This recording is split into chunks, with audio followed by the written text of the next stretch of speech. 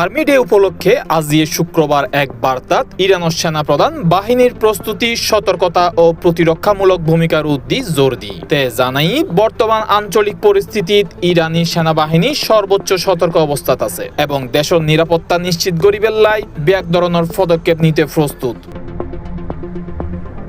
বার্তাতে উল্লেখ করছি ইসলামী বিপ্লবন নেতা আয়াতুল্লাহ আল খামেনির নির্দেশনা অনুসরণ করি ইরানি সেনাবাহিনী নিজেরার কার্যক্রম পরিচালনা করে তে জানাই দেশীয় সক্ষমতা, আধুনিক সামরিক জ্ঞান, প্রযুক্তিগত অগ্রগতি এবং শক্তিশালী মনোবলই বাহিনীর প্রধান ভিত্তি। এসব উপাদানের উদ্দি নির্ভর করি সেনাবাহিনী নিজেরারে ইরানের জনগণের নিরাপত্তা ও শান্তি রক্ষায় আত্মত্যাগী রক্ষক হিসেবে বিবেচনা করে। মেজর জেনারেল হাতামি হই দৃঢ় সংকল্প, সতর্ক নজর, অটল ইচ্ছাশক্তি এবং ট্রিগারত আঙ্গুল রাখিয়েনে ইরানি সেনাবাহিনী যে কোনো হুমকি বা আগ্রাসনের মোকাবেলাত প্রস্তুত আছে। তে সতর্ক করি হই শত্রু অক্রত যে কোনো পদক্ষেপ জবাব দিতে বাহিনী প্রস্তুত এবং প্রয়োজনের সর্বোচ্চ শক্তি প্রয়োগ করইব।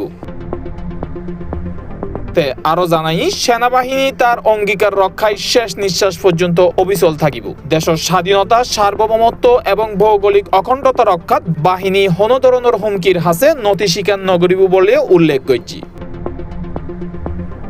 ইরানি জনগণের উদ্দেশ্যে দিয়া বার্তাত সেনাপ্রধান আশ্বাস দি অতীতের মতোই সেনাবাহিনী ইসলামী বিপ্লবের উচ্চ আদর্শ বাস্তবায়নত দৃঢ়ভাবে আগাই যাইব।